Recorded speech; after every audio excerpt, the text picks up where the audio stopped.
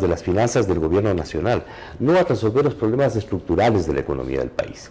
Y esa es una gravísima equivocación que se ha manifestado en los dos paquetazos tributarios y que, lejos de contribuir a la estabilidad económica del país y al financiamiento de un proceso de reconstrucción serio de las provincias de Manabí y Esmeraldas, va a generar mayores problemas. ¿Por qué va a generar mayores problemas?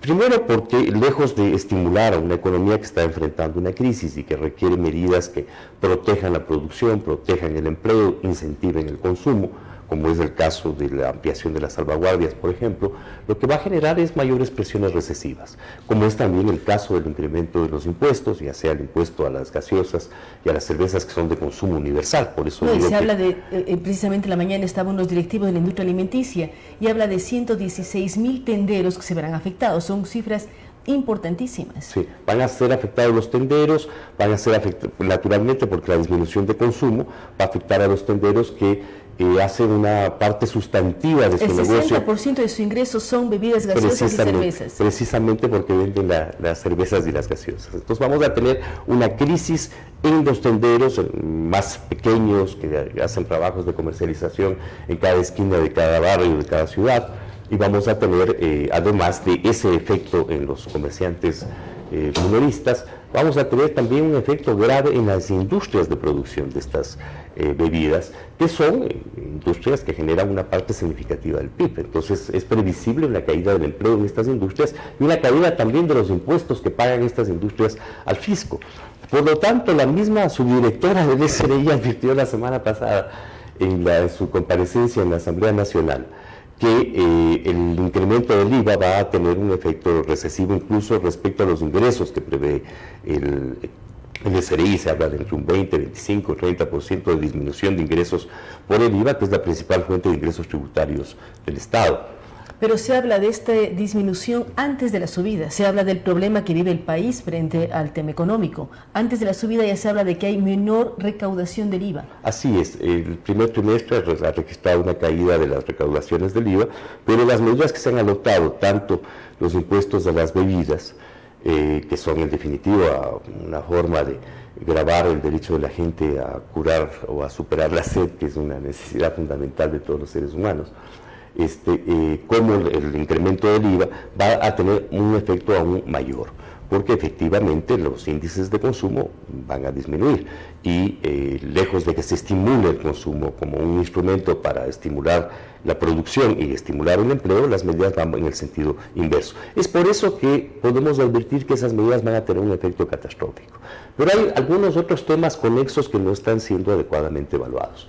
El gobierno ha recibido compromisos y donaciones por alrededor de 90 millones de dólares.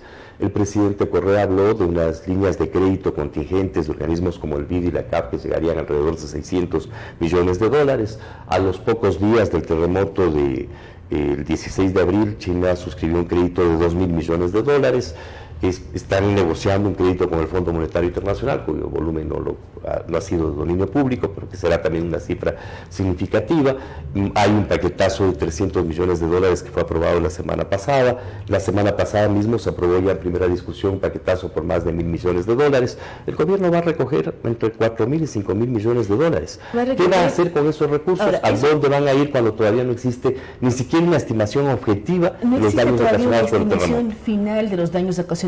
Todos somos conscientes de eso, todavía está evaluando qué pasa con los inmuebles, qué pasa con todo lo que se necesita reconstruir tanto en Manabí como en Esmeraldas y las otras provincias afectadas. Pero no es necesario, Marcelo, ustedes son de oposición, democracia sí, ha sido crítica al gobierno, no es necesario cuando se da una tragedia de este tamaño unirnos y decir, a ver, busquemos soluciones. ¿Cómo funcionaría el generar soluciones conjuntas?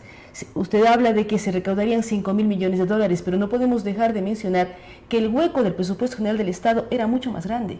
Entonces, ¿cómo manejar presupuesto corriente y común sin tragedia y además tener las dos necesidades emergentes de recursos? Bueno, en efecto hay dos necesidades que tienen orígenes distintos. La crisis fiscal, que se estima que el déficit estará entre los 7, 10, hay quienes sostienen que estará de 11.000 millones de dólares, y la crisis generada por el terremoto. Que sería que se calcula de más o menos 3.000 millones. Son dos cosas distintas, pero sale del mismo Estado la reconstrucción y el presupuesto general del Estado. Bueno, en realidad no sale del mismo Estado el tema de la reconstrucción, porque los recursos que se generan para apoyo a los damnificados deben ir directamente a los damnificados y no tienen por qué confundirse con el financiamiento del déficit fiscal. Nosotros hemos visto que el gobierno ha tenido serias dificultades para enfrentar el déficit, pero hemos tenido que subrayar que el gobierno tiene una responsabilidad principal en la generación de ese déficit. Un gobierno que ha administrado más de 200.000 millones, cerca de 300.000 millones de dólares, que en lugar de modificar la matriz productiva y de generar las condiciones para que la economía ecuatoriana pueda realmente fortalecer su aparato productivo, lo que ha hecho es derrochar esos recursos.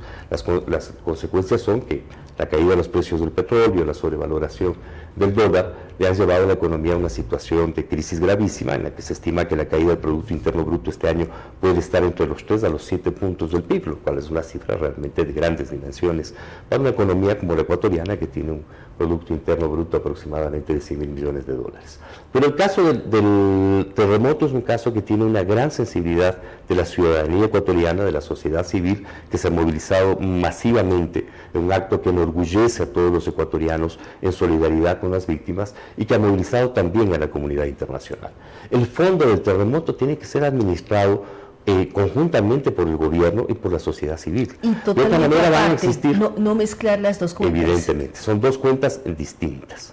Evidentemente, un proceso de reconstrucción de Manabí adecuadamente financiado va a ser un elemento muy dinámico que va a afectar a la economía del país positivamente y va a contribuir a superar los problemas que estamos enfrentando con una situación recesiva, si ese proceso de reconstrucción realmente obedece a las necesidades. Hay otras líneas de ingresos que se prevén, como son los 850 millones de dólares que estiman las aseguradoras que van a tener que pagar por todos los bienes que estaban protegidos con diversos seguros y que van a implicar una reconstrucción no solamente del sector privado, sino también del sector público. Y hay el problema de las carreteras, que es la obsesión del presidente de la República.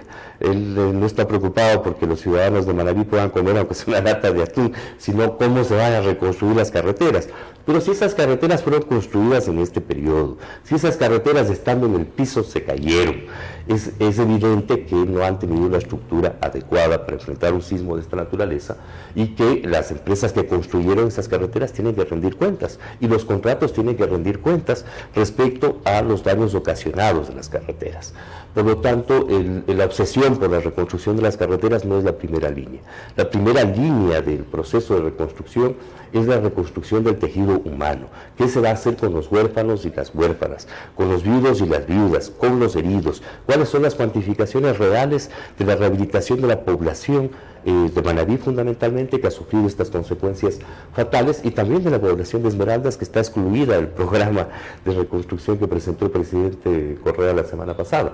Esa es la primera tarea. La segunda es la reconstrucción del aparato productivo, y la reconstrucción del aparato productivo no pasa por las carreteras simplemente, implica reconstruir las condiciones de vida y de trabajo de los pescadores, de los tenderos, de los comerciantes minoristas, de los artesanos, del sector agrícola y campesino de la provincia de Manabí, de todo el aparato productivo pequeño, mediano y grande de la provincia de Manabí. Implica rediseñar las perspectivas de crecimiento de Manabí y de Esmeraldas. Y eso es a lo que la sociedad ecuatoriana está abocada, a debatir democráticamente cuál va a ser el futuro de estas dos provincias y a debatir con una participación genuina de la población de esas provincias, naturalmente. Porque si de Quito queremos decirles esto sugerimos, o de Cuenca o de Guayaquil, hay que buscar cuáles son las necesidades de esa población y hacia dónde quiere reactivarse. Porque uno mira, pescadores ya están volviendo a salir al mar, comerciantes están reactivando de manera propia y por incentivo de ellos mismos. Así ¿Cómo es. Trabajar con ellos y cómo generar esto? Bueno, hay temas que son muy delicados. Antes del terremoto ya se destruyeron 6.000 hectáreas de plantaciones en Manabí, que afectaron gravemente a los campesinos pobres, a los pequeños campesinos, a los medianos y a los grandes. Hay que rehabilitar el aparato productivo agrícola de Manabí, que es muy importante. Hay tradiciones productivas muy valiosas en Manabí en relación al café, al cacao, al maíz, a diversos productos que pueden tener una proyección muy importante de crecimiento, tanto para el abastecimiento del mercado local como para el mercado internacional. Es hora de pensar en la industrialización del sector agrícola en el país y, por supuesto, en Manabí. Y hay un sector artesanal extraordinariamente rico, y hay un sector pesquero extraordinariamente poderoso en la provincia de Manabí, que tiene una pesca extraordinaria. Entonces, potencialidades de reconstrucción económica existen. Existen potencialidades, vemos turistas que están llegando ya a Manabí para ayudar a Manabí como tal. Veíamos el fin de semana en ciertas playas hay turismo nacional e internacional que busca ayudar de una manera muy solidaria. ¿Cómo unirnos como país? Porque a veces la oposición o el gobierno es dividir, se sienta en una mesa, pero este rato hay necesidad de unidad para apoyar. ¿Cómo trabajan ello? ¿Cómo están mirando ustedes como democracia? Habría sido de esperar que en esta ocasión el gobierno nacional convoque a todas las fuerzas del país a un esfuerzo unificado, integrado, comprometido con la nación, en lugar de plantear un modelo excluyente de gestión del proceso de reconstrucción del terremoto. Desde las organizaciones sociales estamos planteando la necesidad de articular una gran campaña de unidad nacional para enfrentar el tema de la reconstrucción del terremoto, en la que evidentemente tiene que tener un principal rol protagónico los ciudadanos de las dos provincias afectadas, independientemente de sus distintas posiciones sociales y económicas. Es un problema de una gran magnitud que requiere el apoyo del conjunto de la nación, pero la participación protagónica de ellos. Estamos preparando un manifiesto en ese sentido que lo vamos a discutir con todos los sectores, no solamente propio de los sectores sindicales, laborales y sociales, sino también con las cámaras de la producción, y que esperamos que el gobierno nacional tenga la apertura para tratarlo. Ahora hay demasiadas dudas respecto a la administración de los recursos que están ingresando al gobierno para el terremoto, y es necesario que exista la más completa transparencia en la gestión de esos recursos. Por eso se ha hablado de la necesidad de construir un fideicomiso, una entidad a la vez pública y social y privada, que pueda administrar esos recursos y pueda garantizar que vayan directamente a los damnificados, para quienes son esos recursos y para la rehabilitación del aparato productivo de las provincias de Manabí y Esmeraldas, y que no sean recursos de propaganda electoral del gobierno. Pero se hablan de fondos, ya se habla de que va a haber un bono para quienes perdieron su vivienda desde los $14.000. Hay una serie de anuncios que está haciendo el gobierno nacional. Marcelo también habla para que no sea propaganda electoral. Estamos en un año preelectoral, nos falta menos de un año para las próximas elecciones. ¿Cómo evitar el tinte electoral y consecución de votos de cualquiera de las partes aprovechando la situación de Manabí y Esmeraldas? Bueno, fundamentalmente a través de una gestión transparente de esos recursos. Lo que ha ocurrido ahora en las primeras semanas del terremoto es realmente lamentable. Ciudadanos que llevaron sus donaciones a las provincias, sobre todo a Manabí, vieron cómo sus donaciones fueron etiquetadas con etiquetas que no les correspondían, para no referirnos a quienes las etiquetaron, y distribuidas extemporáneamente a la población.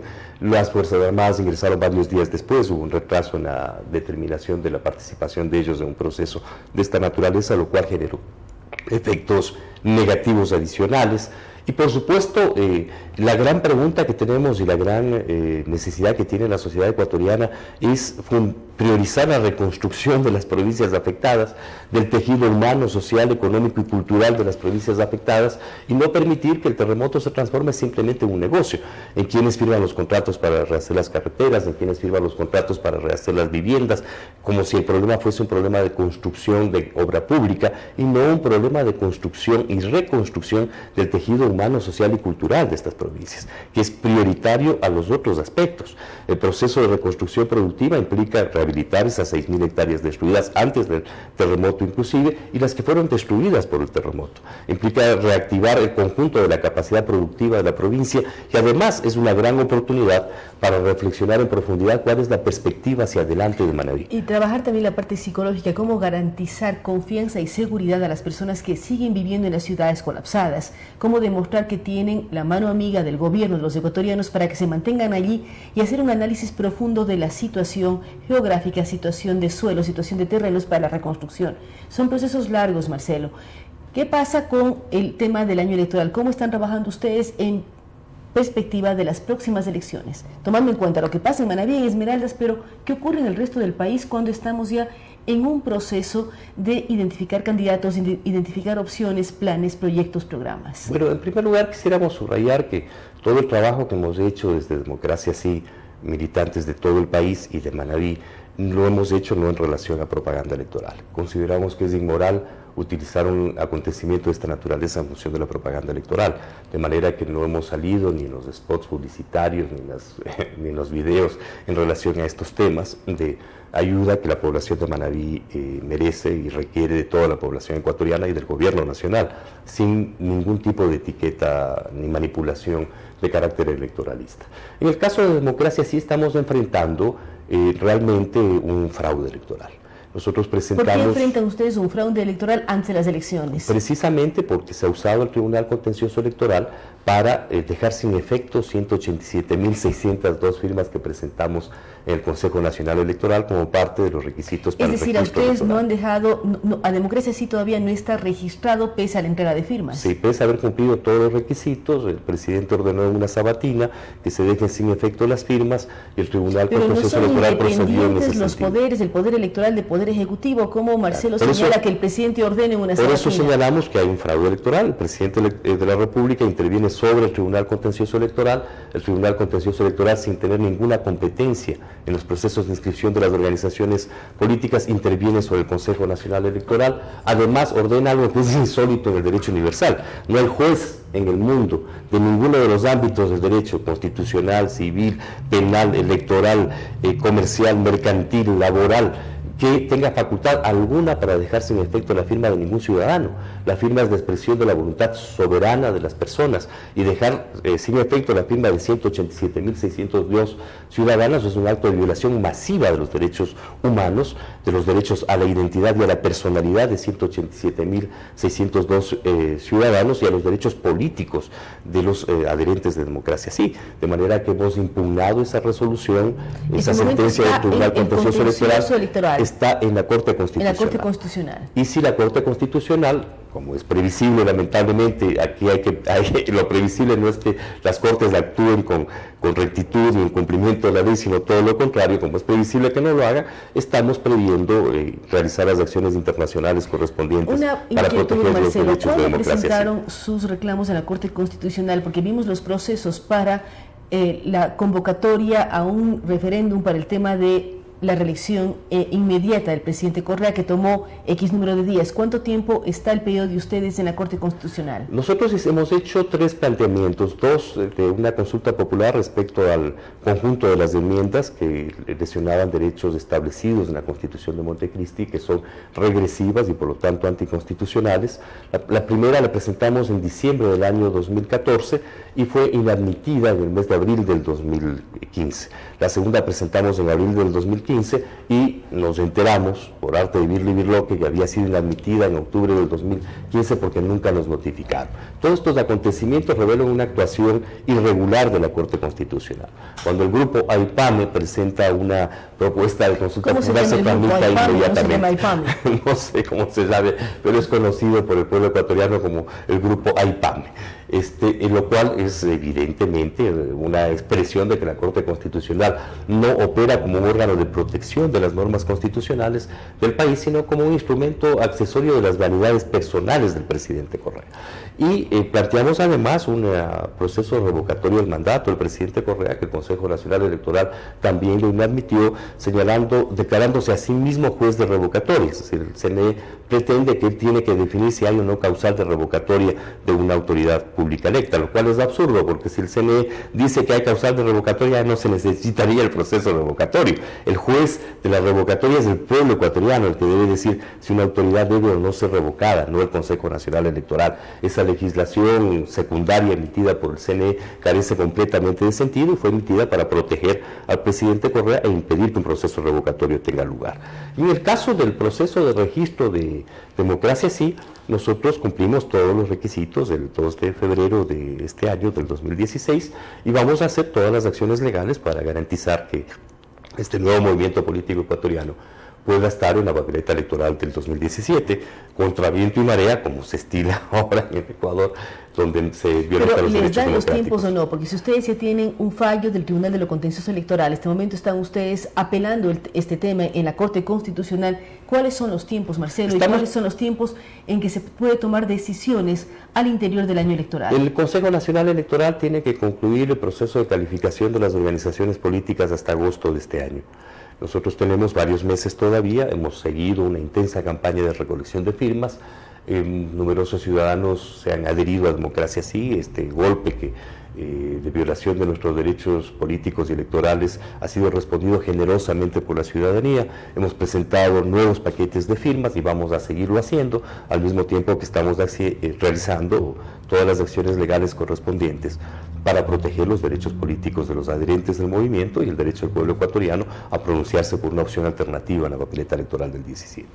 Ya que Marcelo hizo referencia al movimiento liderado por Pamela, AIPAME que mencionaba, ¿es posible o no es posible en los tiempos hacer un referéndum, hacer un plebiscito en donde todos los ecuatorianos nos pronunciemos si queremos o no queremos la reelección inmediata del presidente Correa? ¿Qué ocurre con tiempos, presupuestos, dada la crisis también que vive el Ecuador? Bueno, realmente es un despropósito porque la Constitución de la República establece que no se puede modificar la norma electoral un año antes del proceso electoral. Por lo tanto, el Consejo Nacional, la Corte Constitucional debió haber observado esa norma constitucional y no haber calificado una iniciativa que carece de sentido, porque en el supuesto caso de que se realice el referendo, que implica 6 meses para la recolección de firmas, que implican 45 días para las elecciones, etcétera, evidentemente los tiempos son absolutamente cortos e insuficientes como para que se apruebe o se niegue ese pedido. Pero si se aprobase o se negase ese pedido, carece completamente de sentido también, porque no puede reformar la norma electoral. Por más que el pueblo supongamos en el supuesto no consentido de que el pueblo diga sí, aceptamos el proceso de reelección, no puede reformar la norma electoral y tampoco el presidente Correa podrá presentarse en las elecciones del 17. De manera que es completamente inoficioso, es una trampa de ratones lo que han puesto a la sociedad ecuatoriana, no tiene el más mínimo sentido, al menos de que quieran realmente terminar de descalabrar completamente la estructura jurídica del Estado y de la sociedad ecuatoriana, lo que evidentemente no tiene ningún sentido. Muchísimas gracias a Marcelo Larrea. Con él hemos hablado de varios temas. Lo que fue ayer la marcha del 1 de mayo, esta marcha en que él resalta la solidaridad de los diferentes sectores sindicales, que al mismo tiempo de pedir rever las últimas medidas económicas, dan su mano de apoyo a Manabí. También es muy claro al hablar de que si se genera una junta de reconstrucción, tiene que tener absoluta transparencia. Él recomienda el uso del fideicomiso para los fondos que se recauden y se consiguen para apoyar tanto a Esmeraldas como a Manabí en las ciudades que literalmente se vinieron abajo, y él hace especial énfasis con las zonas agrícolas. Él dice ya muchos miles de hectáreas se vieron afectados antes del terremoto y ahora hay muchas hectáreas más afectadas en el tema agrícola. Hay que mirar con muchísimo cuidado y mirar cómo se puede trabajar esto de manera transparente. Y por último, él no recuerda que Democracia Sí como movimiento, como partido, no fue aceptado. Está en un trámite en el contencioso electoral y han presentado una apelación en la Corte Constitucional, y ellos hablan de que harán un reclamo a nivel internacional si más de 187.000 firmas no son avaladas y receptadas por los organismos necesarios. Además habla de que no es posible tener un referéndum o un plebiscito para hacer cambios a la normativa electoral cuando estamos ya con el tiempo más corto. Tenemos menos de un año en las próximas elecciones y no se puede cambiar la normativa electoral. Gracias nuevamente a Marcelo Larrea, quien es parte de la directiva de Democracia Sí. Gracias a ustedes por continuarnos acompañando. Vamos a una pausa y estaremos dialogando con la asambleísta Soledad Buendía. Hacemos una pausa y continuamos con Punto de Vista.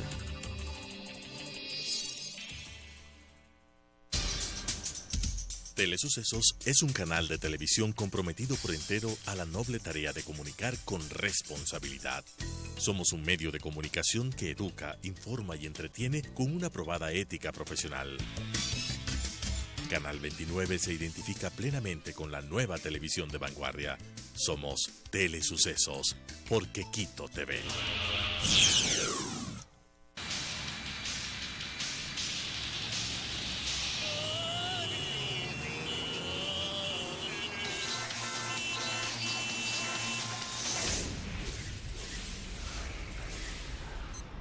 Tómelo con calma.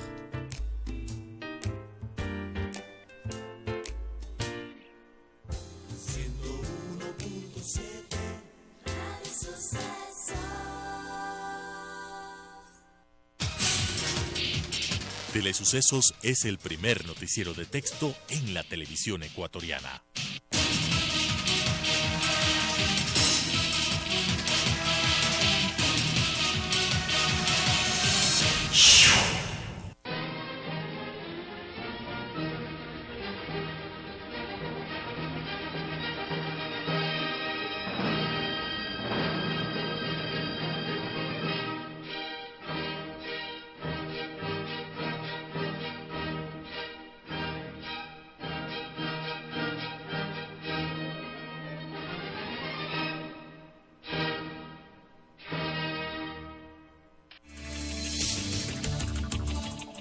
Con estas ideas y opiniones, regresamos con Punto de Vista.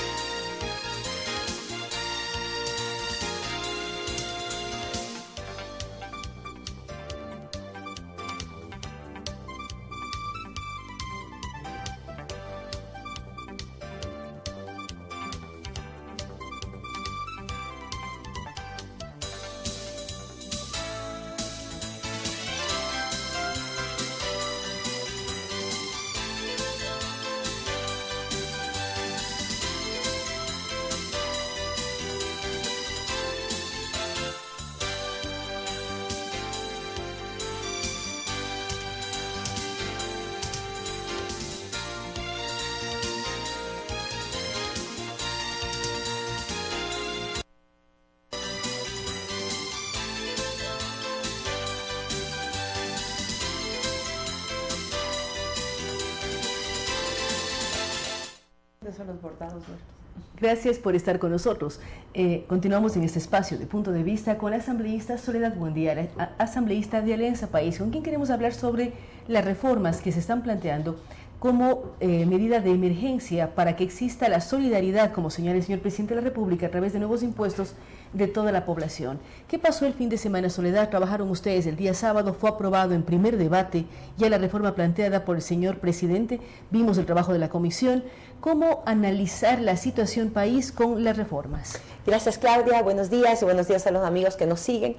Importante decirle al país que estamos dialogando, que estamos construyendo esta normativa. Se aprobó en la comisión y el primer debate se realizará el día de mañana. Estamos convocados por la presidenta de la Asamblea Nacional para poder reservarnos todas las posibilidades de escuchar los diferentes criterios en función de lograr incorporar esto que ha estado en el debate público. Por ejemplo, el tema de la transparencia de esta cuenta aparte, de esta cuenta, según lo dice la Constitución en el artículo 299, que permitiría un manejo en línea, donde todos los ecuatorianos, usted, Claudia, todos aquellos que nos escuchan y nos siguen, puedan dar un seguimiento de cómo sus impuestos alimentan esta cuenta, cómo los recursos de esta cuenta son manejados con un único objetivo: la reconstrucción de las zonas afectadas, la reactivación económica, y creemos que esto es fundamental y va a permitir también generar esa confianza. Hay varios puntos, Soledad. Uno de ellos es, precisamente esta mañana estuvo un representante de la industria alimenticia y de bebidas aquí en nuestros micrófonos, y él ve con preocupación, dice, ya salió el impuesto a las bebidas gaseosas, bebidas azucaradas y cervezas, que afecta en el último eslabón, por decir así, de la cadena al tendero. Hay 116.000 tenderos en el país. También el IVA les va a afectar. ¿Cómo evitar que este tipo de impuestos generen más desempleo, mayor preocupación en sectores populares como de los tenderos y pequeños comerciantes? Bueno, nosotros hemos conversado con aquellos tenderos y realmente es una alarma que no se coteja con la realidad, porque las diferentes tiendas no venden solamente gaseosas y cigarrillos. La diversidad de la gama de productos que venden es muy amplia, por lo tanto la afectación será muy mínima, pero adicionalmente en la misma ley existe una posibilidad para que podamos bajar el IVA al 2%. ¿Por qué? Porque podemos utilizarlo vía el mecanismo de cambio del dinero electrónico. A través de este mecanismo, usted como persona natural o como persona jurídica puede bajar el 2% y el 1% si lo hace a través, por ejemplo, de débito, a través de su tarjeta de débito. Pero si o a se través de usa tarjeta el dinero electrónico, de no tiene los 2 puntos adicionales del IVA, se mantiene el 12% del IVA. No.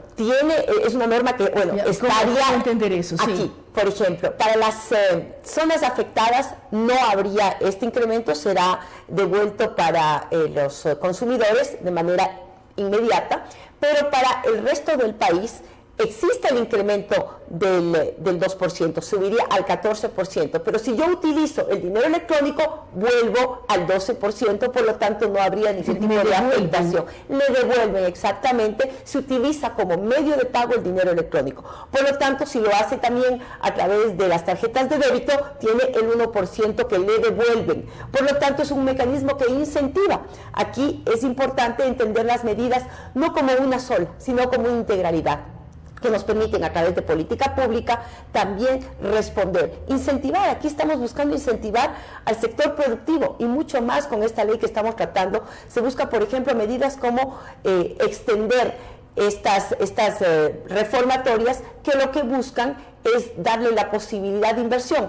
Los empresarios que inviertan en Manabí o Esmeraldas durante 5 años no pagarán el impuesto a la renta, lo cual es importante y genera la posibilidad de emprendimientos.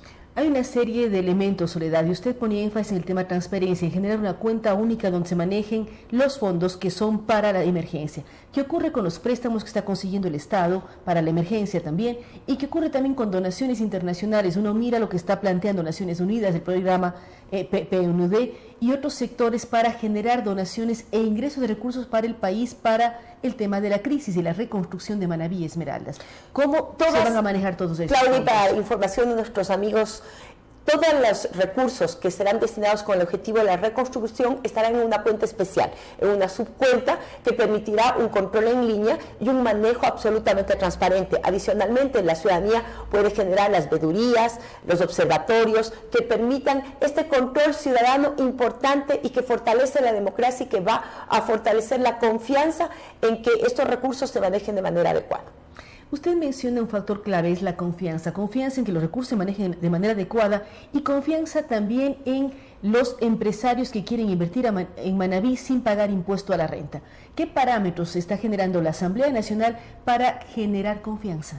Bueno, la confianza es parte de un mecanismo que debemos construirlo todos. Los medios de comunicación tienen un rol importante en generar esa confianza. Las normas que estamos estableciendo en la Asamblea Nacional buscan generar incentivos tributarios, incentivos que buscan la reactivación económica, pero sobre todo saber que nuestros impuestos, hoy más que nunca, más que en el pasado, yo hace algunos años atrás no recuerdo haber conocido en qué se invertían mis impuestos. Hoy los impuestos se invierten en hidroeléctricas, se invierten en esas carreteras, en el EQ 911, que ha sido vital para poder responder a la emergencia. En aquellas escuelas del milenio vemos cómo no hay más ciego que el que no quiere ver esa obra que está a lo largo y ancho del país. Esos son los impuestos.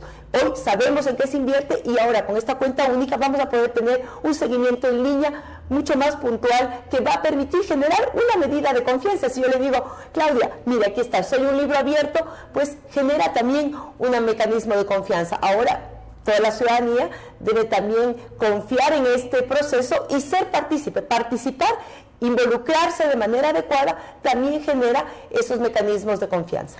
Esto tiene que ver con los ingresos que ingresen al presupuesto del Estado, por decirlo así, el nuevo impuesto, los créditos que el gobierno adquiera tomando como base la emergencia. ¿Qué pasa con donaciones? ¿También ingresan a la misma cuenta? Bueno, las donaciones pueden tener mecanismos distintos. Por ejemplo, si son donaciones de la Cruz Roja, será la misma Cruz Roja quien los administra. Si son donaciones privadas, ahí sí se pueden generar fideicomisos, que son figuras legales que permiten el manejo mediante un específico objetivo. Aquí lo que hay que señalar y que hay que puntualizar es que los recursos públicos deben manejarse, como lo señala la Constitución, a través del presupuesto del Estado, y esto lo vamos a hacer a través de una cuenta especial aparte para que todos los ecuatorianos puedan hacer la vigilancia. La comisión que trabajó el fin de semana, ¿qué modificaciones hizo a la propuesta del Ejecutivo? Se habla de que hay modificaciones en el tema del pago del día de salario dependiendo de los montos. ¿Qué modificaciones? Es una de las modificaciones que se realizó y es justamente extendiendo.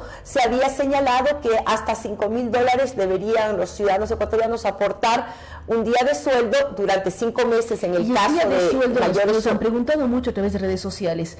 ¿Se divide el mes en 30 días o en los 20 días laborales? ¿Cómo se hace el cálculo para ese día de sueldo? El cálculo sería del 3.33% de su sueldo, sí, de su ingreso. Eso nos permitiría, en el caso de si usted gana de $1,000 a $2,000, aportar un día de sueldo. Si gana de $2,000 a $3,000, 2 días de sueldo, de $3,000 a $4,000, y así incrementaríamos hasta llegar a los que ganan más de $20,000, pues aportarían con 8 meses, 8 días de sueldo, uno por mes. Así es. ¿Esta recaudación se lo hace directa a través del propio SRI o cuál es el organismo que recaudaría el día de sueldos? Tendrá que ser a través del SRI. ¿Y la empresa, la institución, le hace el descuento o cómo funciona este proceso? mecanismos ya. están en discusión todavía, deberían pulirse justamente en el primer debate, que es el día de mañana, para clarificar. Aquí buscamos mucha claridad en la información, porque eso genera confianza, Claudia. La información clara sabe a los amigos que nos escuchan, que nos siguen, pues poder saber exactamente cómo voy a aportar y cómo yo podría también incrementar esos aportes de manera voluntaria. También lo podemos hacer, existe una cuenta en línea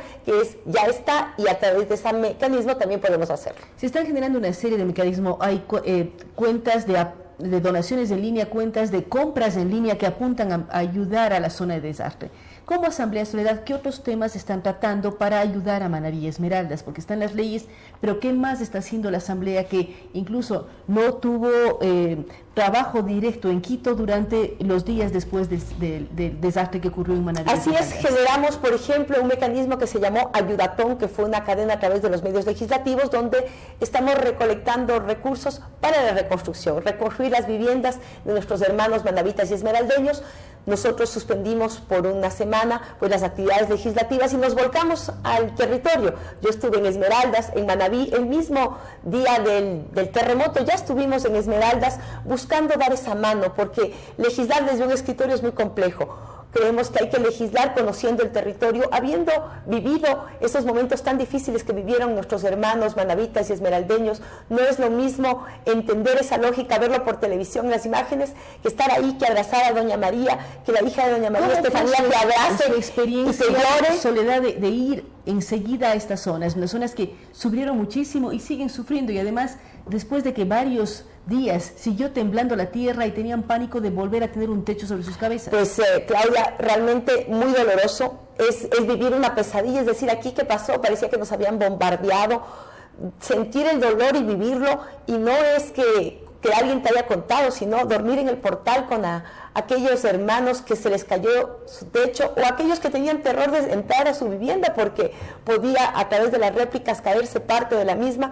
Realmente otra cosa es estar ahí, compartir con ellos lo poco que tenían y llevar esas ayudas. Y no solamente llevamos, por ejemplo, las fiendas del arrocito, el azúcar, el atún, sino que llevamos unas cartas de los niños de nuestras parroquias rurales. Y créame que recibían con mucho agrado esa ayuda solidaria del pueblo quiteño, pero se le llenaban los ojos de lágrimas cuando recibían la carta de los niños que decían: estamos con ustedes, aquí la solidaridad. Cuando esos paquetes de atún o de arroz tenían un mensaje. Creo que eso es lo que más conmueve y realmente te vuelve más humano el estar ahí, y hoy legislar de haber vivido lo que nuestros hermanos vivieron nos hace que realmente ser legisladores más humanos. Ser legisladores más humanos y tener una relación mucho más directa con los diferentes sectores. ¿Qué piensan a futuro? Posiblemente la ley salga aprobada. ¿Cómo continuar y cómo también la Asamblea fiscalizar el uso de esos recursos? Bueno, justamente estamos poniendo en esta norma que trimestralmente tendremos una información a la Asamblea Nacional, y nosotros vamos a hacer un trabajo, y no solamente hablamos del bloque legislativo de Alianza País, sino todos los legisladores de oposición, bienvenidos a incorporarse, a dar un seguimiento permanente, a hacer un acompañamiento in situ, poder ir y visitar las obras, poder ir y estar junto a estas tareas de reconstrucción, conocer de boca de los beneficiarios qué es lo que está sucediendo, se está haciendo bien, se está haciendo mal. Creo que aquí el objetivo es reconstruir, el objetivo es la solidaridad, y frente a ello lo fundamental es tener muchísima altura, muchísima ética, y creo que todos podemos unirnos con Mae Montaño. En el camino nos encontramos llevando vituallas de Esmeraldas. Creo que en el camino de este objetivo nacional, muchos, aunque tengamos diferentes posiciones, podemos unirnos, y creo que debemos unirnos. Es muy importante señalar que todos debemos unirnos frente a la reconstrucción de estos hermanas provincias, ciudades que hemos querido y queremos muchísimo, y hay que ayudar. ¿Qué ocurre con la venta de los recursos del Estado? El señor presidente anunció en el último enlace sabatino el tema del Banco del Pacífico, el tema de los canales incautados, pero también habló del proyecto hidroeléctrico Sopladora. ¿Cómo manejarlo desde la Asamblea cuando es un proyecto de recursos importantes del país, recursos estratégicos? ¿Se puede vender? ¿No se puede vender? ¿Cómo aceptar y proponer frente a lo que decide el presidente de la República? Justamente aquí es importante poder conocer la propuesta del presidente a detalle. Lo que conocemos es lo que se dio en el enlace ciudadano. En función de ello, nosotros tendríamos que conocer, lo vamos a solicitar a través del bloque legislativo en detalle, porque existen sectores estratégicos, como bien lo señaló el presidente, que no pueden ser vendidos. El tema de choferora, o también hablar de CNT, de la Constitución. De CNT, así es. ¿Qué es estratégico y no? ¿Cómo definimos? Se podría, según la Constitución así lo señala, a través de empresa pública, vender parcialmente una participación, a través de las asociaciones público-privadas, podemos tener esta inversión, y eso es lo que justamente queremos conocer, la información y la propuesta presidencial para poder analizarla, para poder viabilizarla en función de un debate profundo, primero al interno de nuestro bloque y después al interior de la Asamblea Nacional y obviamente en el país. ¿Qué más se está trabajando en la Asamblea, Soledad? Porque ponemos énfasis siempre en el tema de las últimas 2 reformas con carácter de urgente, el que tuvo que ver con bebidas azucaradas y los otros temas, y esto de esta respuesta tributaria frente a la problemática de la costa. ¿Qué más se está tratando al interior de la Asamblea? ¿Cómo informar a la ciudadanía el trabajo de ustedes? Bueno, tenemos leyes importantes, por ejemplo, la ley de turismo. Hoy más que nunca nuestras zonas afectadas son zonas turísticas, y el país en su conjunto, para una reactivación económica, requiere de normativas que apuntalen a aquellos sectores. El sector turístico realmente es una fuente de ingresos que todavía tiene que ser normada, y que tiene que ser normada en función de incentivar, de generar esas posibilidades. Esta es una norma que está en la Asamblea Nacional en discusión, está en la Comisión de Desarrollo Económico Productivo y la Microempresa. Tenemos otro sector que también tenemos que impulsar, es el sector artesanal.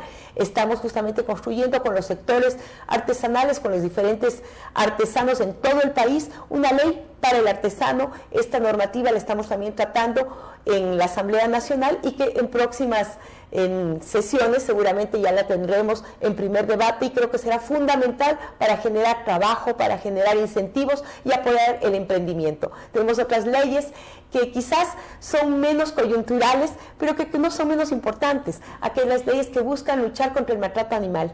Creemos que este es un tema que le importa a muchos ciudadanos. Hemos hecho encuestas, más del 80% de la ciudadanía le importa. Por el propio desastre o la zona afectada, como miles de ecuatorianos han buscado ayudar a mascotas, y se habla del número de mascotas rescatadas, personas que han colaborado para ello, pero de las mascotas que rescataron a muchos ciudadanos. Entonces vemos la historia de este famoso perro del Cuerpo de Bomberos. Así es. O sea, vemos una serie de elementos. Están trabajando en esto de maltrato animal. Estamos trabajando en el tema del maltrato animal. Queremos normar, queremos incentivar, queremos generar una cultura distinta.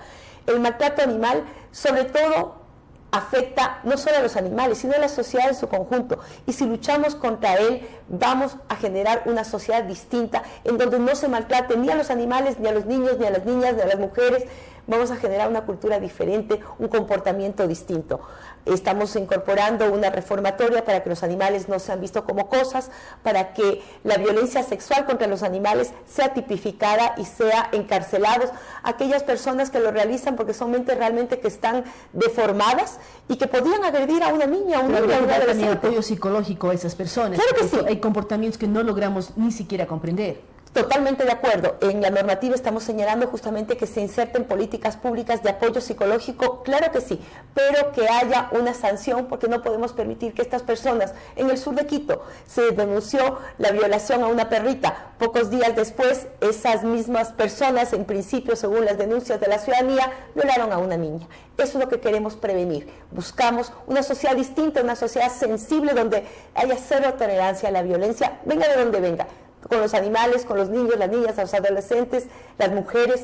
Creemos que esto es fundamental. Esta es una de las normas importantes que debatimos en la Asamblea. Y también trabajar en el tema educativo, cómo capacitar más a la población para que pueda denunciar y pueda prevenir este tipo de temas. Justamente las normas buscamos que no sean sancionatorias. Hemos impulsado la ley LOBA, la Ley Orgánica de Bienestar Animal, donde no buscamos sanciones solamente, sino fundamentalmente lo que tú señalas, la educación. El cambio cultural pasa básicamente por esta educación desde que somos unos bebés realmente hasta la universidad. Tenemos que irnos educando y reeducando. Nosotros no nacemos violentos, es la sociedad y los comportamientos sociales los que hacen de un ser humano violento. Por lo tanto, esa misma sociedad tiene la obligación de establecer los mecanismos de cambiarla.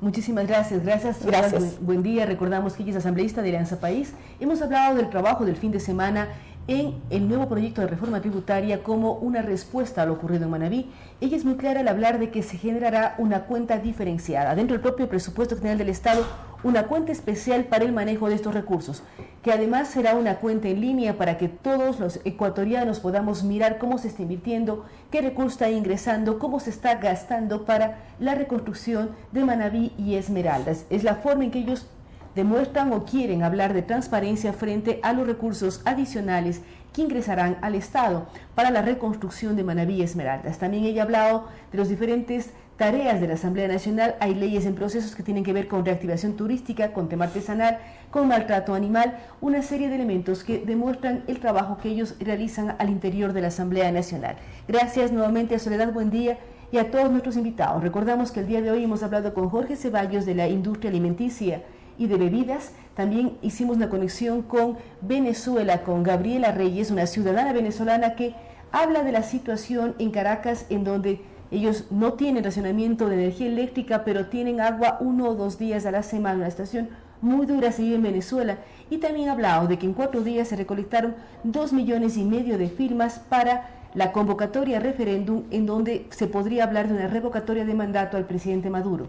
Por otra parte, dialogamos con Marcelo Larrea de Democracia Sí, quien habla sobre y analizó las marchas del día 1 de mayo, del día de ayer, y también sobre la situación compleja que vive Democracia Sí al no haber sido aceptadas sus firmas y su presentación como nuevo partido político.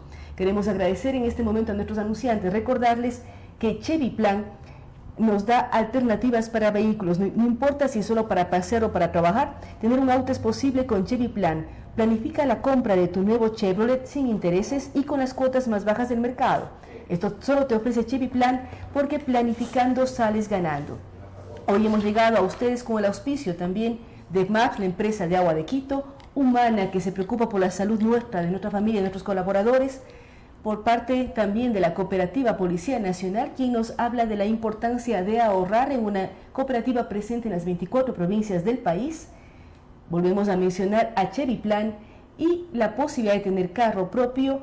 Queremos dar un mensaje adicional de MAP. Tenemos que cuidar muchísimo el agua. Cuando uno cepilla los dientes o se ducha, preservar el agua es importante. Hemos visto la importancia del recurso cuando todo Manabí y Esmeraldas, lo primero que piden es agua.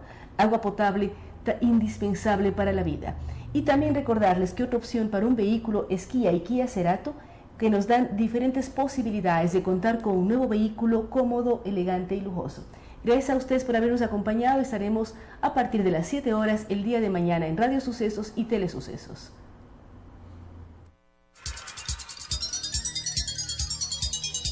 Las opiniones vertidas en este espacio por la producción y dirección del programa son de exclusiva responsabilidad de sus autores y de quienes intervienen en ellos.